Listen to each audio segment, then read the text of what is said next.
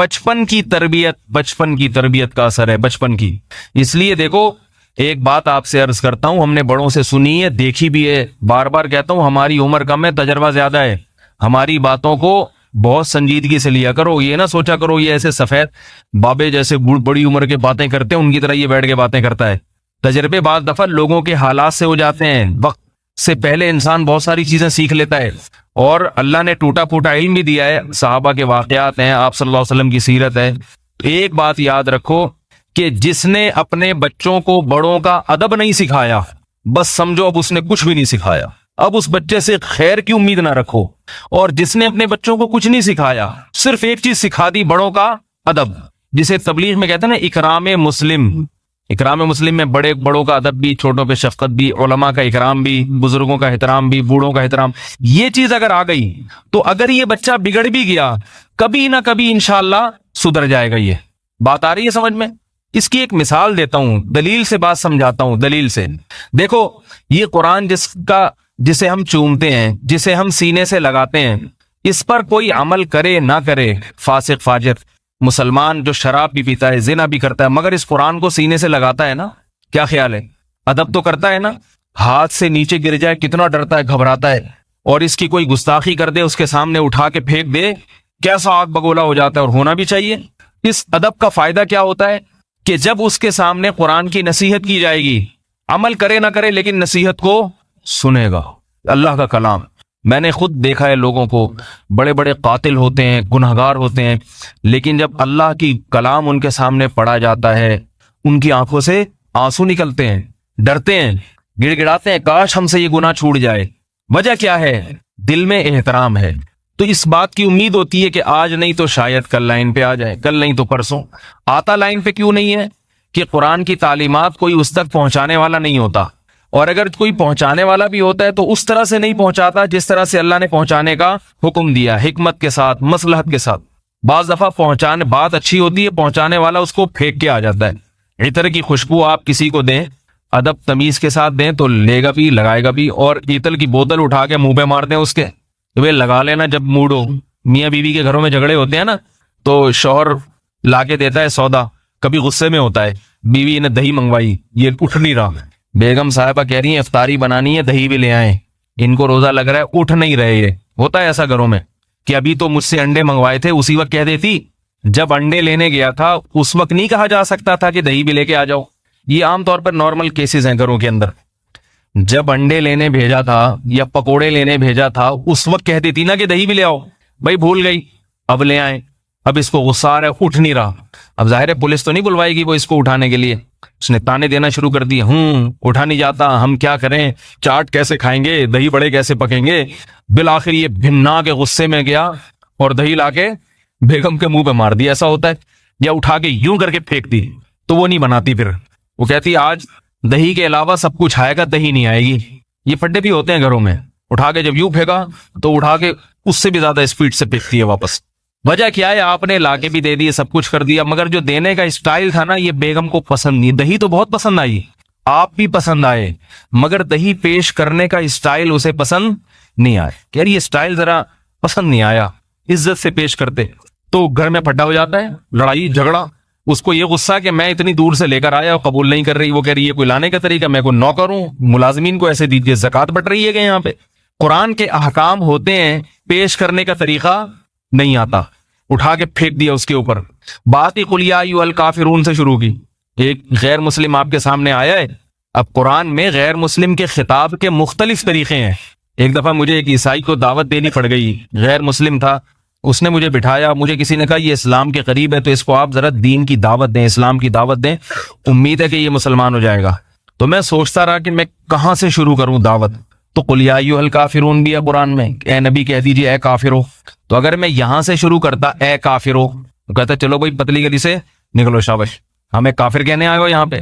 तो मैं सोचता रहा, कुरान की आयत मेरे जहन में आ गई, कुल या अहलल किताब तालौ इला कलिमतिन सवाइम बैनना व बैनकुम अल्ला नअबुद इल्लल्लाह। कैसी प्यारी आयत है। ए नबी इनसे कह दो ए अहले किताब। अहले किताब भी काफिर होते हैं, मगर अहले किताब का लफ्ज सुन के उनको ये एहसास होगा कि अल्लाह ताला हमें इज्जत दे रहे हैं। काफिर तो हिंदू भी है, सिख भी है, मगर उनके पास आसमानी किताबें नहीं हैं। हमें अहले किताब, पढ़ा लिखा कहा जा रहा है, किताब वालों तुम तो समझदार लोग हो। इससे उसका दिल नरम होगा कि भाई तुम इतने गुमराह नहीं हो जैसे हिंदू हैं, तुम्हारी गुमराही कम है क्योंकि तुम आसमानी किताबों और पैगंबरों को मानने वाले लोग हो। और फिर तालो, आओ, एक होता है ईटी, आजा, और उर्दू में भी किसी को बुलाना हो आइए कहते हैं कि नहीं कहते, बल्कि उससे भी ज्यादा मुहज्जब लफ्ज है तशरीफ लाइए। नहीं भी चाह रहा होगा दिल तो इंसान चला जाएगा। पुलिस वाले जब किसी को गिरफ्तार करते हैं ना तो इतने गलत तरीके से कि उसका दिल नहीं चाहता। अगर पुलिस वाले ऐसे बोले तशरीफ लाइए, खुद ही मोबाइल में जाके बैठ जाएगा, वो इज्जत नहीं देते। वो तशरीफ लाइए, क्या ख्याल है, तशरीफ लाइए, दिल चाहता है कि आ जाऊं। इससे थोड़ा कम दर्जे का लफ्ज है आइए, तो भी इंसान का दिल चाहता है। इससे थोड़ा कम दर्जे का लफ्ज है आ जाएं, तो भी इंसान कहता है चलो थोड़ी सी। उर्दू की बड़ी खूबसूरत जबान है, खुदा की कसम, ये सब उर्दू में मिलेगा आपको। उर्दू जो है ना, ये जबान ही ऊंचे खानदानों में बनने वाली जबान है, ये मुहज्जब कौमों में। लेकिन आज उर्दू की कदर नहीं हो रही है। इंग्लिश में सबको क्या कहते हैं, कम, कम एयर, बस, इससे ज्यादा नहीं है। उर्दू में कितने सारे अल्फाज हैं, हर एक को उसका दर्जा मकाम दिया जाता है। इसलिए उर्दू जबान की कदर किया करें। और उर्दू को आप ठीक है इंग्लिश सीख रहे हैं, यूरोप अमेरिका में रहने वाले भी लोग, मगर अपने बच्चों को उर्दू भी सिखाएं। अदब तमीज इंग्लिश में नहीं है, उर्दू में है। इंग्लिश की अपनी फजीलत है, बैनुल अक़वामी जबान है, लेकिन तमीज जो आएगी ना घर में, वो कहां से आएगी, वो उर्दू से आएगी, इंग्लिश से नहीं आएगी। इंग्लिश में तो ओ डैड, ओ मॉम, भाई ये चीखता रहेगा। अम्मी जान का लफ्ज ही नहीं है। जान का लफ्ज कितना अच्छा है, जाए ना, कीजिए ना, बस हर जगह प्लीज लगा देते हैं। वो हर बात से पहले, वो तो पुलिस वाला भी गिरफ्तारी से पहले प्लीज कह के गिरफ्तार करता है। तो खैर, आइए, आ जाएं, आओ, ये थोड़ा सा कम दर्जे का हो गया है भाई। उसके बाद आ, कल हमारे यहाँ एक साथी थे, खाने पे मुझे बुला रहे थे, वो बेचारे गांव से आए हैं, उनको ज्यादा उर्दू नहीं आती, मुझे कहते आ बार बार। मैंने कहा ऐसे बुला रहे जैसे मुर्गियों को दाना डालने के लिए बुलाया, आ। आइए, आ जाएं, तशरीफ लाएं, ये बोलो। खैर उन बेचारों को उर्दू आती नहीं थी, उनको के साथ तो मैं मजाक कर रहा था। मुझे बार बार कह रहे हैं यूं करके आ। मैंने कहा भाई, मैं मुर्गियों को दाना डाल रहे हो क्या? तो आ जाइए, आए, आइए, और आ, ये थोड़ा कम दर्जे का हो गया। और बिल्कुल ही अगर गिराना है, आ बे, चल बे लगा दो आखिर में, तो जरा बाजारी जबान बन जाएगी।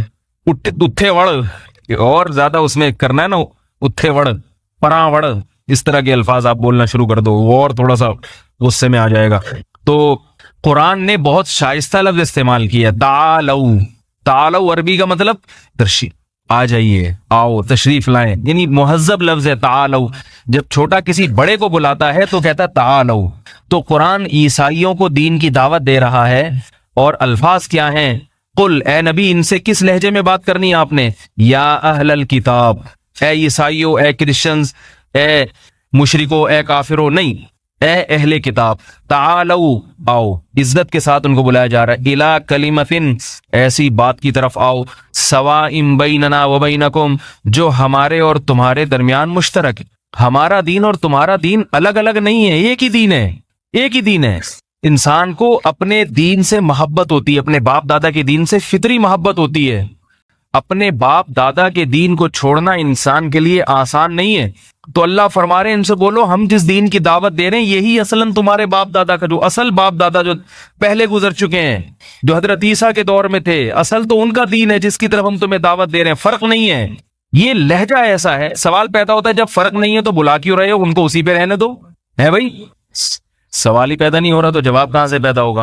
हो रहा है सवाल कि भाई जब कोई फर्क नहीं है तो बुला क्यों रहे हो? तो आगे बताया जा रहा है असल में फर्क नहीं है, तुम लोगों ने बना लिया है, असल में कोई फर्क नहीं है। तालऊ इला कलिमतिन, आओ ऐसी बात की तरफ, सवाइम बैनना व बैनकुम, जो हमारे तुम्हारे दरमियान मुश्तरक है। भाई हम कोई नए दीन की दावत नहीं दे रहे। अल्लाह नाबुदा इल्लल्लाह, वो कदर मुश्तरक क्या है कि हम अल्लाह के सिवा किसी की इबादत नहीं करेंगे। जब ये बात ईसाई को कही जाएगी उसके दिल पे चोट लगेगी, कहेगा बात तो सही है, हमारी किताबों में भी तौहीद, तो ये ईसा इब्ने मरियम कहां से आ गए हैं भाई? जैसे हम ग्रीन चैनल वालों को दीन की दावत देते हैं, भाई ऐसी बात की तरफ आओ जो हमारे तुम्हारे दरमियान मुश्तरक, अल्लाह के सिवा किसी की इबादत नहीं, अल्लाह के सिवा किसी से मदद नहीं। तो ग्रीन वाला भी बोलेगा ना, जब अल्लाह के सिवा मदद नहीं तो या रसूल अल्लाह मदद क्यों बोलते हैं? फिर हम सोचने पर मजबूर हो जाएगा। और अगर डायरेक्ट ग्रीन वाले को आपने जाके बोला या रसूल अल्लाह मदद कहना हराम, तो वो तो शुरू इसका मजहब या रसूल अल्लाह मदद से होता है, वहां तक भी पहुंचना है, स्टेप बाय स्टेप। पहले यहां से, पहले इधर से। भाई कोई फर्क नहीं है, सिर्फ चैनल का फर्क आ रहा है, थोड़ा ग्रीन शेड आ रहा है, हमने थोड़ा व्हाइट शेड आ रहा है, बाकी कोई फर्क नहीं है। तुम भी अल्लाह को मानते हो, अल्लाह के रसूल को, हम भी। शिका में तुम भी इमाम अबू हनीफा के पैरोकार हो, हम भी। तुम भी शामिया, फतावा शामिया को मानते हो हुज्जत, और हम भी मानते हैं। तुम भी फतहुल कदीर, हिदाया, कुदूरी, ये सारी किताबें। तो चलो छोड़ो, क्या आपस में खामखा की बना के रखी हुई है, लड़ते हैं वो उधर। सब एक ही, इय्याक नअबुदु व इय्याक नस्तईन, अल्लाह से मदद मांगनी और किसी से नहीं मांगनी। तो इससे समझदार लोग कम से कम आ जाएंगे। हमारे उस्ताद फरमाया करते थे कि ग्रीन चैनल वालों में जो शिर्क है, उस शिर्क को खत्म जितना तबलीगी जमात ने किया है, इतना किसी ने नहीं किया। हालांकि तबलीग वाले ग्रीन चैनल के खिलाफ एक लफ्ज नहीं बोलते हैं, एक लफ्ज नहीं बोलते हैं।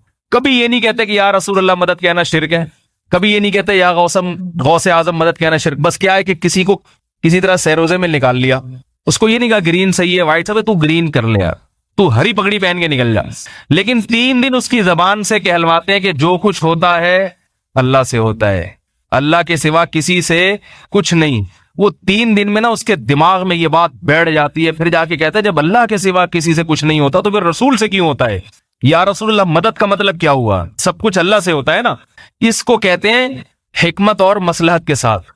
लेकिन इसका यह मतलब नहीं है कि हर एक के लिए, बाज मकाम ऐसे भी आते हैं कि फिर टू द पॉइंट बात करनी पड़ती है, जैसे कुरान ने भी की है। लेकिन उमूमी तौर पर लोगों को हिदायत का जो चीज जरिया बनती है वो ये चीज बनती है कि आप मुस्बत तरीके से अपने दीन की दावत दें, इख्तिलाफी बात को हाईलाइट ना करें, छेड़े नहीं, आ जाएगा। हाँ, कुछ ऐसे होते हैं जो मुनाजरों के आदी होते हैं, फिर उनके लिए वो है ना, वो उनके लिए अलग है। कुछ ऐसे हैं जो डंडे के बगैर नहीं मानते, ऐसे भी लोग हैं, वो फिर उनके लिए हुकूमत है, इस्लामी हुकूमत हो जो डंडा चलाएगी, फिर ये सारे सेटिंग पे आ जाएंगे, ठीक है ना, वरना ये आएंगे नहीं। तो अल्लाह ने हर एक के लिए, हमारी बात ही डंडे से शुरू होती है। हमारी बात कहां से शुरू होती है? डंडे से। ऐसी बात करो वो एकदम 2 फुट उछल के दूर भाग जाए, 2 फुट उछल के दूर भाग जाए। तो ये नहीं होता। अब कादियानी से आपकी बात हो रही है तो मजावा कादियानी है, कोई मुनाजिर है, उससे बात करने का तरीका अलग। लेकिन एक न्यूट्रल किस्म का कादियानी है जो बचपन से कादियानियों में ही पला बड़ा हो, उसको कभी उलमा से बात करने का मौका ना मिला, उसको तबलीग का तरीका क्या है? उसको ये नहीं कि एकदम डायरेक्ट मिर्जा की जात पे कीचड़ उछालना शुरू कर दे। मिर्जा तो गूं खाता था, गोबर खाता था, वो एक अलग हकीकत है, मगर ये बताने की जरूरत नहीं है कि गूं खाता था, गोबर खाता। उसने सारी जिंदगी ये सुना है, मिर्जा रहमतुल्लाह अलैह ये लफ्ज सुनता आ रहा है। उसको तरीका क्या है कि भाई ऐसा करो, बैठ के बातचीत कर लेते हैं, ठीक है ना, किताबें दिखा दी जाए उसको, भाई नबी सल्लल्लाहु अलैहि वसल्लम की खत्म नबूवत का ये मतलब है। अगर यकीन नहीं आता तो चलो फिर आहिस्ता आहिस्ता आहिस्ता आहिस्ता मसलहत।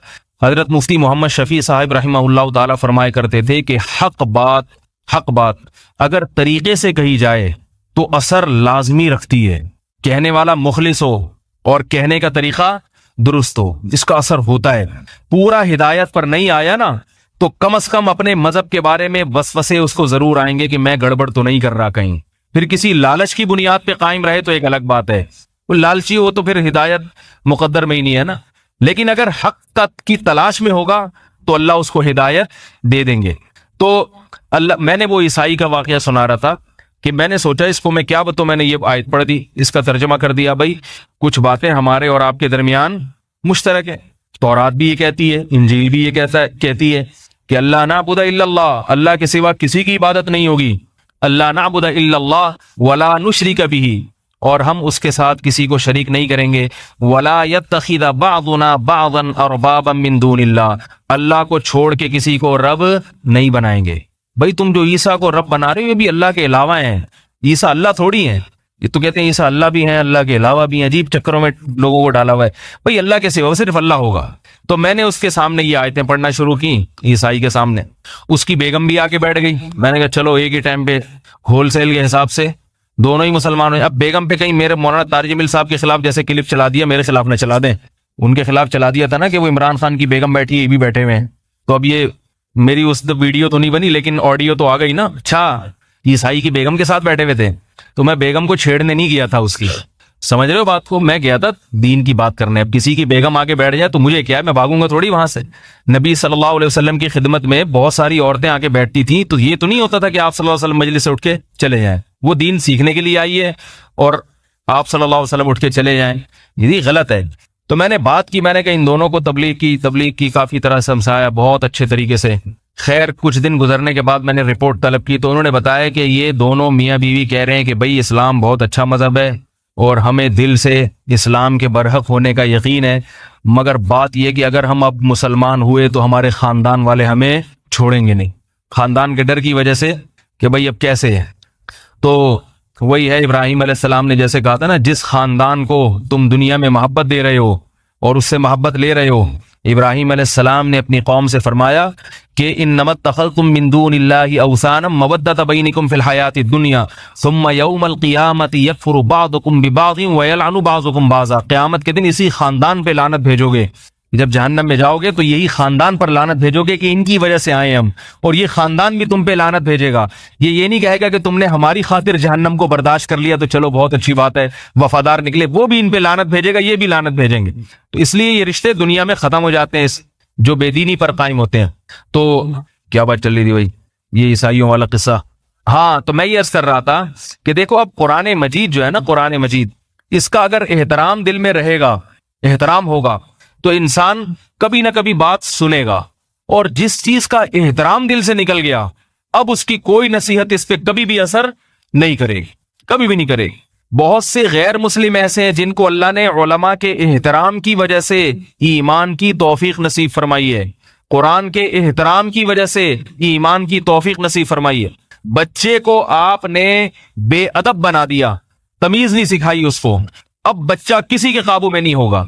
बेअदब कैसे बनाया जाता है ये भी जरा बता दूं मैं। आप कहेंगे भाई कौन अपने बच्चों को बेअदब बनाता है? सब बच्चों को आप जनाब से बात करना सिखाते हैं, तू तड़ाप से कोई नहीं बात करना सिखाता, सब अदब सब तमीज। ऐसा नहीं है, मैं अभी आपके सामने अर्ज करता हूं कि बच्चों को बेअदब कैसे बनाया जाता है। बच्चों को बेअदब ऐसे बनाया जाता है, अब्बा ने एक बच्चे को डांट लगाई, अम्मा ने बच्चे के सामने अब्बा की बुराई शुरू कर दी, या सामने नहीं की, अब्बा की गैर मौजूदगी में, कि तुम्हारे अब्बा को खामखा के गुस्से उतारने की पुरानी आदत है। बस इतना सा जुमला समझ लो बच्चे की जिंदगी बर्बाद करने के लिए काफी है। अब जब भी बच्चे को बाप की तरफ से डांट पड़ेगी, बच्चा कहेगा मेरे अब्बा तो है ही सठे आया हुआ, उसका तो काम ही यही है। अब उसमें नसीहत असर करेगी? लेकिन इसका तो काम ही यही है। माएं समझ रही होती है कि हम बच्चे को अपना फरमाबरदार बना रहे हैं, बाप से हटा के अपनी तरफ ला रहे हैं, लेकिन उनको ये नहीं पता जो बच्चा बाप का अदब नहीं करेगा वो माँ का एहतराम भी नहीं करेगा, वो माँ का भी नहीं करेगा, वो उसको भी लात मार के जाएगा। इसी तरह माँ ने बच्चे को डांट लगाई और बाप बच्चे के सामने माँ को पीटना शुरू कर दे, माँ को लताड़ना शुरू कर दे, तो बच्चे के दिल से माँ की अजमत निकलती है। फिर ये घरों में बहुत होता है, जो मर्जी जुल्म कर दे, बच्चे के सामने एक दूसरे को हरगिज ना टोके, अलग से ले जाके बेगम तुमने अपना गुस्सा तो उतार लिया, मगर इस तरह से बच्चे खराब होते हैं। इतना नहीं पीटा करो, मैं हूं ना पिटने के लिए। जब मैं तुमसे सुबह शाम पिट रहा हूं, इसको पीटने की क्या जरूरत।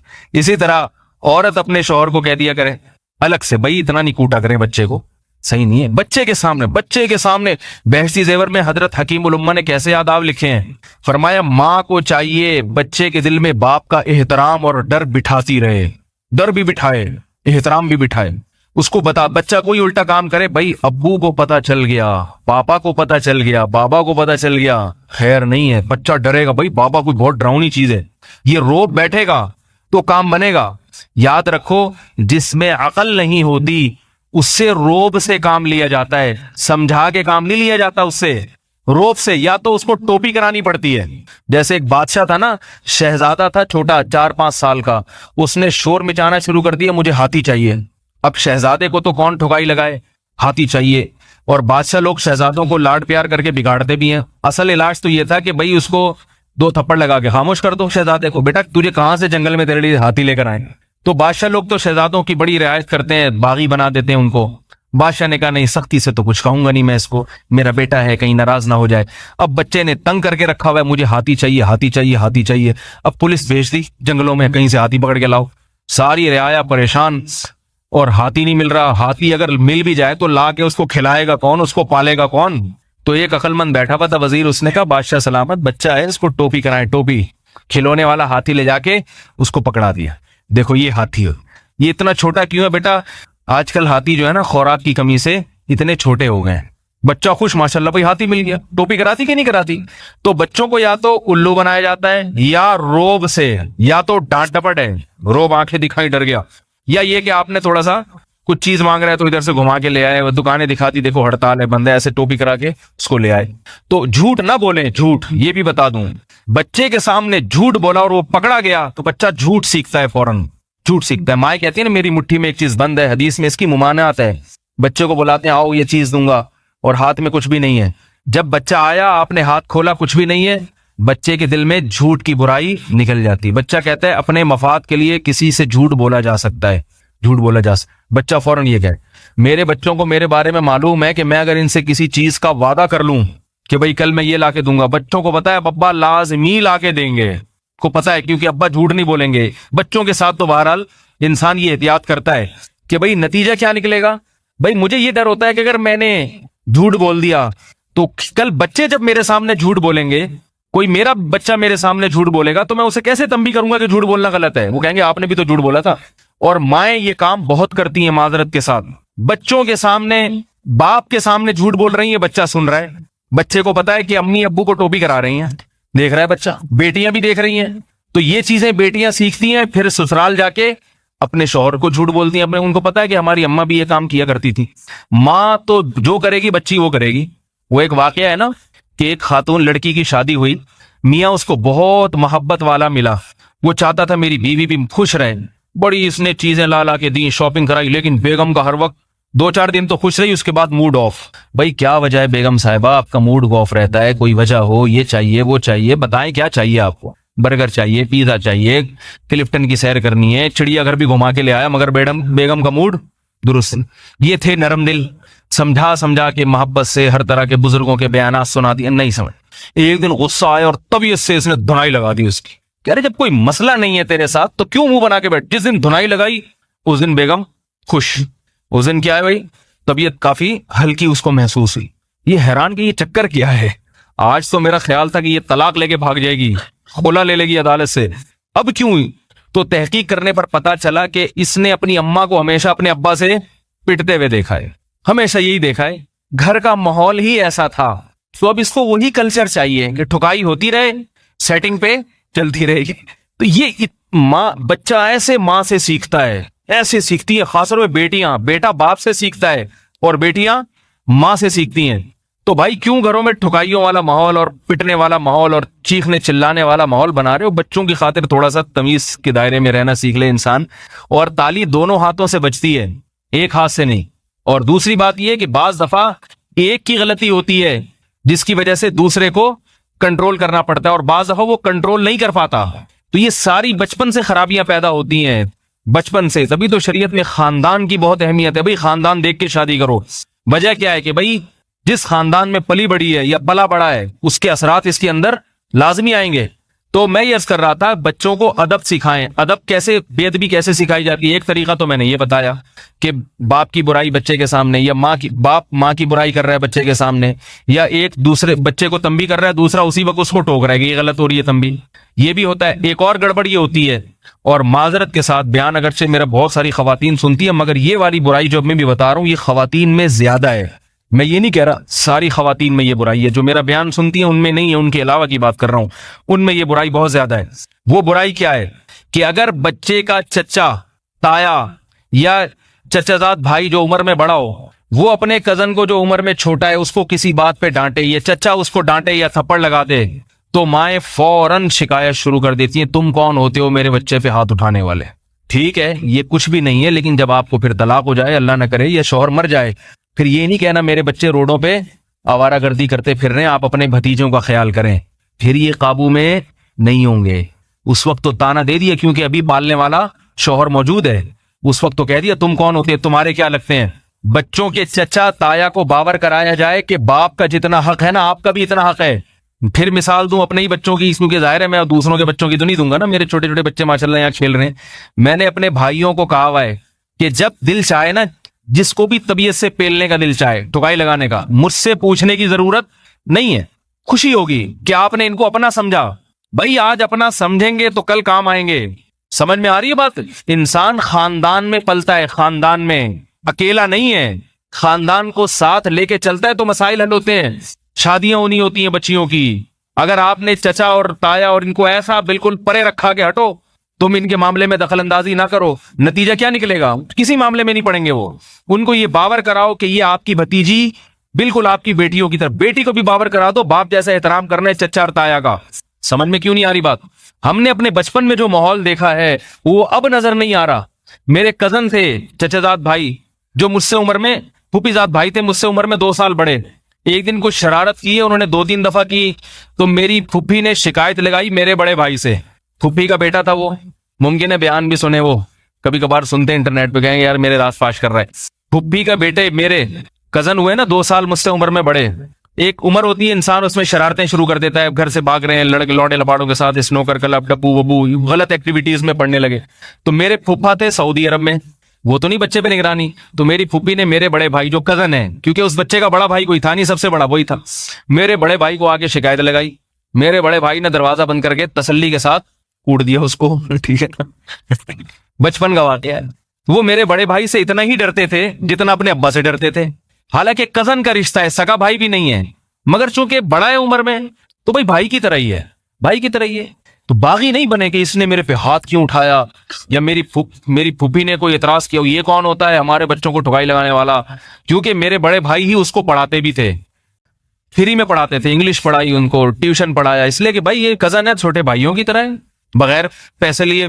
मैं भी पढ़ता था अपने बड़े भाई से, सारे कजन आगे बैठ जाते थे, हम सब ने, फूफीजात, खालाजात, चचाजात ने अपने बड़े भाई से पढ़ाए, और कुरान भी मेरे बड़े भाई से सबने पढ़ाए। बड़े से छोटे भाई जो है ना वो हाफिज कुरान थे, वो कुरान पढ़ाते थे, और उनसे बड़े भाई जरा वो स्कूल की तालीम और इन चीजों में वो माहिर थे, इंग्लिश मैथ वगैरह वो ये पढ़ाते थे। तो सारे कजन, क्योंकि कजनों का घर करीब था, सारे आके उन्हीं से, हमारे दोनों बड़े भाइयों से पढ़ते थे, मैं भी और वो भी। तो वो कुरान जब पढ़ाते थे ना, बड़े से जो छोटे भाई हैं, उनका इतना रोब था कि मेरे सारे कजन और कजनियां भी थी, कजन और लेडीज कजन, इंग्लिश में तो सबको कजन ही कहते हैं ना, उर्दू में तो कुछ थोड़ा सा फीमेल और मेल में फर्क करना पड़े। सब आके बैठते थे जो कुरान पढ़ते थे फजर की नमाज के बाद। आज बच्चे को फजर में उठाना कितना मुश्किल है, और हमारी क्लास कब होती थी? फजर की नमाज के फौरन बाद। पढ़ाते हमारे बड़े भाई थे। तो क्या होता था, बस आके आंख दिखाई यूं करके, ऐसे करके उठ के बैठ गए, नमाज पढ़ी शराफत के साथ, क्योंकि पता था कि नहीं बैठे तो कुछ भी हो सकता है, अगली दफा में एक थप्पड़ आएगा। और हमें यह भी पता था अगर इन्होंने थप्पड़ मारा तो पूरे खानदान में हमारा साथ देने वाला कोई नहीं होगा। कि क्यों मारा, कि हमारे अब्बा पूछे बेटे से कि तूने छोटे भाई पे क्यों हाथ उठाया, या हमारी वालदा पूछे बड़े भाई से कि तू कौन होता है छोटे भाई को मारने वाला। समझ में आ रही है बात? इसी तरह वो जो कजन थे वो भी फजर के बाद आके बैठ जाते थे, क्योंकि पता था कि भाई का इतना रोफ था, हमारे आंख दिखाई आके बैठ जाएंगे। अगर नहीं आके बैठे तो पता था कि भाई साहब का क्या आएगा, चमाटा, थप्पड़ आएगा जोर से। और ये भी पता था बच्चों को, हमारे कजनों को, कि हमारे वालिदैन की तरफ से इस थप्पड़ पर कोई एतराज, बोलो भाई, नहीं होगा। तो सब पढ़ लिए कुरान माशाल्लाह बगैर किसी फीस के, और घर में पढ़ने की बरकत ही अलग है। कारियों से तो पढ़ते हैं तो बाज दफा कारी नेक होता है, पढ़ा देता है, वरना तो टरखाते रहते हैं। मैं देखता हूँ मदरसों में बच्चे 1 साल से 4 आयतों में ही घूम रहे हैं, और मैंने बचपन में इतनी सूरतें हिफ्ज कर ली भाई की मौजूदगी में, वो पूरा कुरान बहुत जल्दी पढ़ लिया, और अल्लाह का फजल है बहुत अच्छा पढ़ा, बहुत अच्छा पढ़ा। तो ये किसकी तरबियत थी? वालदैन की, कि वालदैन ने बड़ों को ये बताया था, बड़े भाइयों के, कि तुम बड़े हो। तो वालदैन छोटे भाई को बड़े भाई के खिलाफ ना वर्गलाएं, ये भी वर्गलाते हैं। बड़ा छोटे पर थोड़ा सा रोप डालेगा तो अब्बा आके रुकावट डालते, तू कौन होता है बहन पे रोप डालने वाला। भाई उनके सामने ना बोलो, अलग से कमरे में ले जाके उनको बोल दो, बेटा तुम्हारे छोटे भाई हैं, ठीक है, रोप भी सही है, निगरानी भी सही है, मगर थोड़ा हल्का रखा करो। सामने ना बोलो, सामने बोलोगे छोटे भाई के दिल से बड़े भाई का एहतराम निकल जाएगा। हम में चूंकि नहीं निकला था, इसलिए हम मौलवी बनने के बाद भी बड़े भाई से पिटे हैं। मैं जब दौरे हदीस में था तो हमारे बड़े भाई ने एक दफा तबीयत से हिसाब किताब कर दिया, ठुकाई लगा दी ठीक ठाक तरीके से। तो खैर हमने खाली हाथ उठाने का तो अल्हम्दुलिल्लाह तसव्वुर नहीं, ये अल्लाह का फजल है कि हम बड़े भाई पे हाथ उठाएं। हालांकि वो आलिम नहीं है, मैं मौलवी साहब बन चुका था, तसव्वुर नहीं कि हाथ उठाएं। और वो गलती भी उनकी थी, मेरी नहीं थी। वो है जरा गुस्से वाला, तबीयत से उन्होंने दुनाई लगा दी ठीक ठाक तरीके से। मैं पगड़ी पहन के बैठा हुआ था, दुनाई लगा दी। मैंने जाके अपने उस्ताद हैं, अपने पीर और मुर्शिद हैं, उनसे शिकायत लगाई, क्योंकि मेरे भाई, बड़े भाई भी उनसे ताल्लुक था उनका। मैंने कहा ठुकाई लगाई। उन्होंने कहा यार बड़ा भाई अगर साल में 1 आध दफा वैसी भी ठुकाई लगा देना, उसका हक बनता है, ये साबित करने के लिए कि मैं क्या हूं, मैं बड़ा हूं। का रोजाना तो नहीं मारते ना? मैंने कहा नहीं, मैंने कहा नहीं रोजाना के नहीं, साल में एक बार। मैंने कहा साल में एक बार चलता है। देखो कितना अच्छे तरीके से उन्होंने क्या किया, छोटे के दिल में बड़े का एहतराम डाल कि भाई अगर किसी वजह से मारना हो, वजह से तो दोस्त भी दोस्त की ठुकाई लगा देता है। भाई नहीं समझ में आ रहा तो मैं चला जाता हूं घर। किसी वजह से तो दोस्त भी दोस्त को मुक्का मारेगा ना। तो बड़े का तो मतलब ये वो कभी कभार बगैर वजह के सिर्फ ये बताने के लिए कि मैं क्या हूं, मैं बड़ा हूं, मेरा रोब है, एक आध लगा दो ऐसे ही।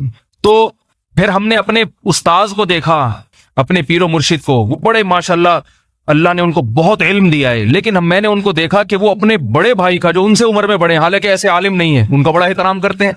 तो क्या होता है, इतने ऐसे एटीट्यूड मेरे नहीं है कि आप समझे कि पता नहीं कितने माशाल्लाह इकराम एहतराम है। दिमाग हमारा भी थोड़ा सा टेढ़ा ही रहता है।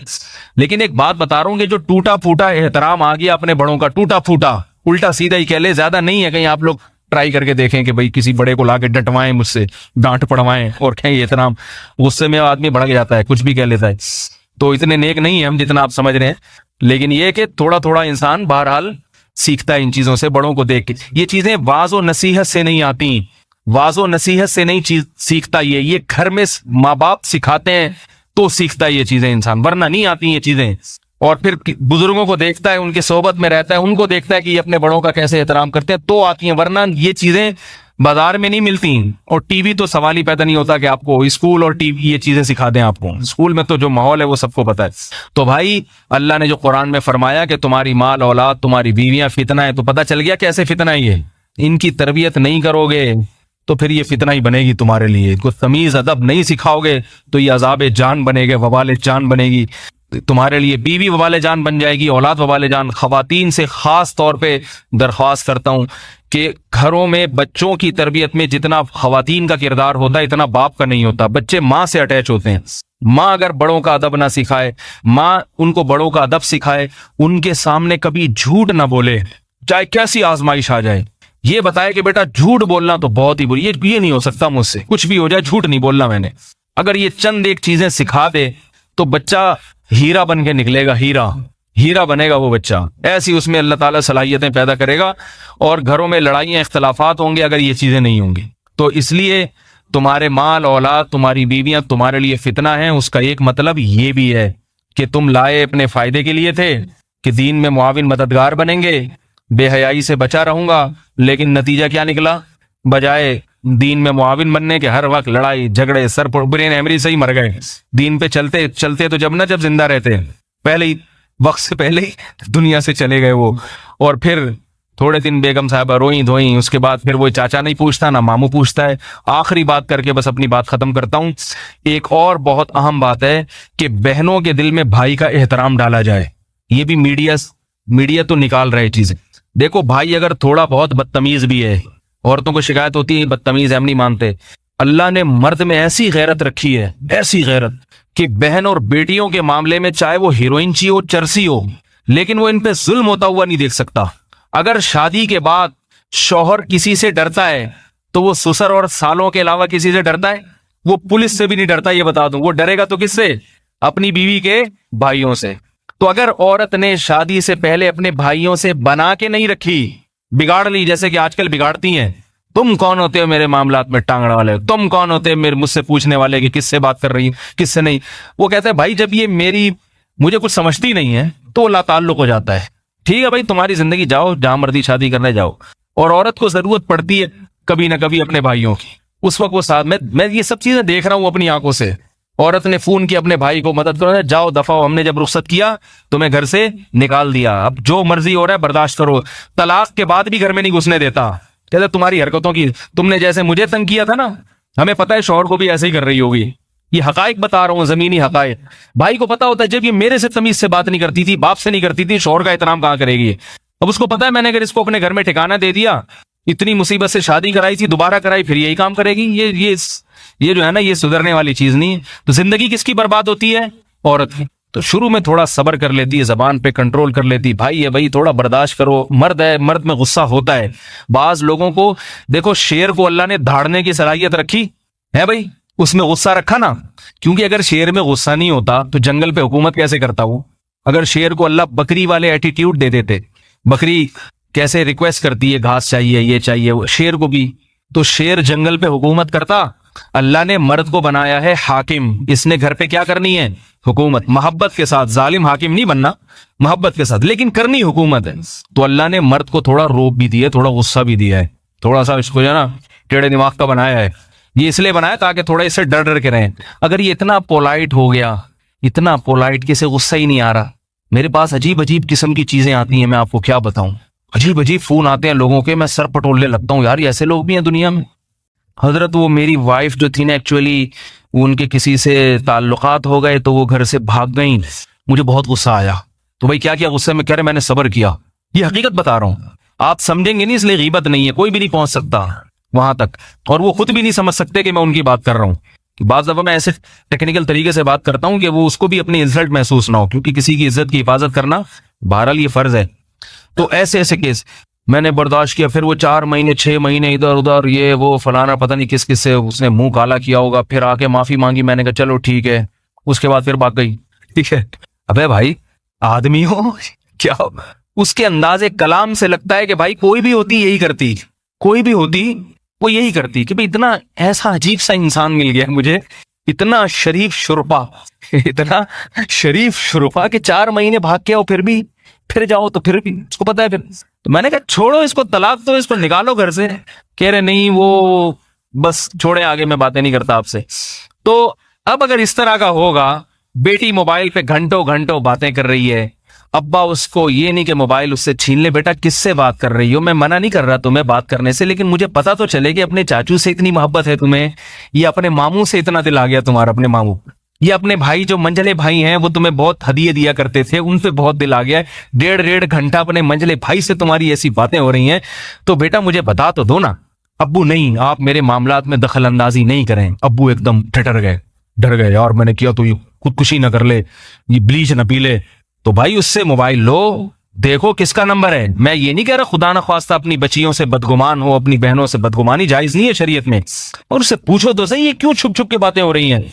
जैसे किसी का फोन आता है कंबल में क्यों घुस जाती है एकदम। अगर वो नहीं दे रही तो थप्पड़ लगाए उससे। एक साहब का फोन आया, भाई बेटी काबू में नहीं है, इस तरह कर रही है और वो खुदकुशी की धमकी दे रही है। मैंने कहा भाई तेजाब की बोतल ला के रखे। बोले बेटा ये, और वीडियो बनाए कि खुद ही पी है इसने ताकि केस ना बने।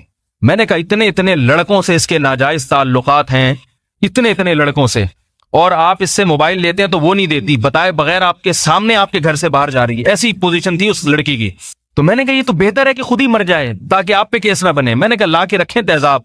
बोले ये पियो और मैं वीडियो बना रहा हूं, खुद ही मरो। सही है ना, खुद ही मरो। क्यों जिंदा रखा हुआ है उसको, क्यों जिंदा रखा हुआ है? और वरना उससे थप्पड़ मार के मोबाइल लो उसके हाथ से। ऐसा थोड़ी, इस्लाम में एक हुदूद है बर्दाश्त की भी, हर चीज की कुछ हुदूद होती है, उससे आगे नहीं बढ़ा जाता मामलात में। तो इसी तरह ये भी याद रखो, बहनोइयों की शिकायतें आती हैं लड़कियों से, 100 लड़कियों से नाजायज ताल्लुकात, ये भी बहुत आजकल हो रहा है। दीन नहीं है ना, तो उसमें बहनोई को हमने मोहब्बत से समझाया, उनकी समझ में नहीं आया। इतनी जब ताल्लुकात होंगे तो मोहब्बत से समझ में नहीं आएगा मेरे भाई। उसको उल्टा लटका के उसकी तबीयत से उसको धो, फिर जमजम से नहलाओ आखिर में उसको। पहले तबीयत से धो उसको, बोलो हमने भाई तुम्हें इसलिए थोड़ी तुमसे रिश्ता किया था कि तुम ये काम करोगे नालायक। यही काम अगर तुमने करना था, शादी करने की क्या जरूरत थी? हमारी बच्ची की जिंदगी बर्बाद करने की क्या जरूरत है? तो ये जो है ना, इसलिए अल्लाह ताला ने मर्द की तबीयत में गुस्सा रखा है। तो खवातीन को मर्दों के गुस्से को थोड़ा बर्दाश्त कर लेना चाहिए। मैं बदअखलाक बनने की तरकीब नहीं दे रहा हूं। पहले ही बहुत से मर्द घर में जब जाते हैं तो खूनख्वार भेड़िया बन के जाते हैं। अखलाक वही होने चाहिए जो मोहम्मद सल्लल्लाहु अलैहि वसल्लम के। घर में गए, सबको सलाम किया, सबसे खैरियत पूछी, जैसे नबी सल्लल्लाहु अलैहि वसल्लम के अखलाक थे, मोहब्बत की। कैसे अखलाक थे? अम्मी आयशा जहां से पानी पीती, आप सल्लल्लाहु अलैहि वसल्लम गिलास में उसी जगह से पानी पीते थे। मोहब्बत के इजहार की सब कुछ होना चाहिए, लेकिन साथ में थोड़ा ये भी हो कि शेर हूं मैं क्या हूं? हाँ, ये है ना समझना कि मैं मोहब्बत में गीदड़ा बन गया हूं। ठीक है ना, शेर भी बाज दफा मोहब्बत करता है मगर होता वो शेर है। अब शेर से ज्यादा फ्री हो गए। अब शेर को चिड़ियाघर में, वो क्लिप एक इंटरनेट पे आया हुआ था, चिड़ियाघर में शेर के हाथ ना वहां डाल के, गले में हाथ डाल के तस्वीर खिंचवा रहा है एक आदमी। शेर ने कुछ नहीं कहा, बोला चलो ठीक है मोहब्बत का इजहार है। दूसरे को आया, उसने दुम पकड़ के घुमाना शुरू कर दी। शेर ने कहा भाई ठीक है। तीसरा आगे ना ज्यादा ही उसके मुंह में घुस रहा है, शेर ने पकड़ लिया, भाई बाजू पकड़ा है, उसकी हड्डी तोड़ दी शेर ने, ये बताने के लिए कि ठीक है मोहब्बत, लेकिन उसके भी कुछ ये नहीं कि दुमे मरोड़ रहे हो आके यहाँ से, और जनाब ये सारा हिसाब किताब ये नहीं होता। तो इस तरह से अपने घर को दुरुस्त करने की कोशिश करनी चाहिए। खुलासा ये निकला कि घर में अदब तमीज सिखाएं बच्चों को। तमीज और उलमा का एहतराम। आखिरी बात बस ये रह गई थी बहुत अहम, बच्चे को अगर आलिम का, बुजुर्ग का एहतराम, मस्जिद के इमाम, कारी साहब का एहतराम सिखा दिया कि बेटा इनके सीने में कुरान है, बस एहतराम कर, इनकी बुराइयों पे नजर न कर, तो इंशाल्लाह एक ना एक दिन वो दीन पे आएगा, दीन पे आए। मैं एक डॉक्टर के पास गया था, वो डॉक्टर मेरा बहुत एहतराम करते थे, हालांकि बेदीन थे। मैं हैरान, मैंने कहा डॉक्टर साहब आप, मैं उस वक्त तालिब इल्म था, मैं मौलवी नहीं बना था, तालिब इल्म था मैं। वो डॉक्टर बहुत एहतराम करते। मैंने कहा आप क्यों इतना एहतराम करते हैं, आप तो डॉक्टर लोग तो आमतौर पे इतना ज्यादा लिफ्ट नहीं कराते। कहने लगे बाबा नजमे हसन साहब होते थे नाज़ाबाद में, बहुत बड़े बुजुर्ग थे अल्लाह वाले, तो मेरे वालिद साहब बचपन से मुझे उनकी सोहबत में ले जाके बिठाते थे और कहते थे ये अल्लाह वाले हैं। तो मेरे वालिद साहब 2 रोजाना उनकी मजलिस में अदब से बैठते थे मुझे ले जाके। तो बस मैंने उस वक्त से मेरे दिमाग में हो गया कि भाई देखो कोई अल्लाह वाला हो या बुजुर्ग हो उसका ऐसे अदब किया। हम तो अल्लाह वाले नहीं, लेकिन वो तो बेचारे हमको अल्लाह वाले ही समझ रहे थे। तो जो है ना ऐसे एहतराम। अब उसके दिल में क्या आ गया, उलमा का एहतराम आ गया। एक हकीम है न्यू कराची में, ग्रीन चैनल वाले हैं वो, खालिस अस्सलातु वस्सलामु अलैका या हबीब अल्लाह वाले। मगर मैं कभी उनके पास जाऊं ना, वो बोलते अल्लाह का शुक्र है मैं जाता नहीं किसी हकीम के पास, लेकिन कभी कभार होता है जैसे रास्ते में पढ़ते हैं। एक दफा वालदा को ले गया, मुझसे पैसे नहीं लेते, हालांकि उनको मेरे बारे में पता है ये वाइट चैनल है, फिर भी नहीं लेते। मैंने इसे पूछा आप पैसे तो लिया करें, कहते हैं कि नहीं, हम जब बचपन में पढ़ते थे हिकमत और तिब, तो हमारे उस्ताजों ने, हमारे बड़ों ने सिखाया था कि उलमा चाहे किसी भी मसलक के हों उनका एहतराम कर, क्योंकि वो अल्लाह रसूल की बात करते हैं। तो देखो भाई है ग्रीन चैनल, मगर इसके दिल में एक बात बचपन में बिठा दी कि भाई जो अल्लाह रसूल की बात करेगा लोगों को अल्लाह की तरफ बुलाएगा, जिना की तरफ तो नहीं बुलाना ना। चलो वाइट चैनल है, मगर ऐसा तो नहीं है ना कि लोगों को चोरी चुकारी की तरफ। सियासतदान तो कहाँ बुला रहे हैं लोगों को, क्या क्या करवा रहे हैं लोगों से, बुला तो अल्लाह की तरफ रहा है। अब भी नहीं लेते पैसे, अब तक नहीं लेते। तो ये होता है बचपन में बच्चों को माँ बाप अगर उलमा का एहतराम, उनकी मजलिस में जाएं, उलमा की गीबतें ना करें, मौलवी ऐसे होते हैं तो मौलवी ऐसे होते हैं तो मौलवी यूं होते हैं तो मौलवी, बच्चा भी उड़ा कर कहता है मौलवी साहब ने कोई अच्छी बात भी कहा, मौलवी तो ऐसे ही 2 नंबर होते हैं। तो भाई फिर 1 नंबर कहाँ से मिलेगा उसको? क्या यहूद व नसारा के पास जाएगा वो सीखने के लिए? यहूद व नसारा तो शराब कबाब सिखाते हैं, उनके तो नाइट क्लब हैं, शराबें हैं, उनके यहाँ तो सब अलाउ है। इसलिए ये चीजें बच्चों को बचपन से सिखाएं। एक आखिरी बात जो इम्मी भाई के बारे में मैंने करनी थी, बयान मेरा मुकम्मल हो गया। बस एक कुछ हफ्ता भर में जो खबरें आती है ना, तो उन पे भी बाज दफा मेरा दिमाग में कोई बात आ जाती है। वो सुना है कि वो इमरान खान ने अपनी बीवी को तलाक दे दी है, सुनने में आ रहा है। तो उस पे बाज लोग जो है ना इसको बहुत इशू बना रहे हैं कि एक बीवी को तो संभाल नहीं सका, मुल्क पे हुकूमत क्या करेगा।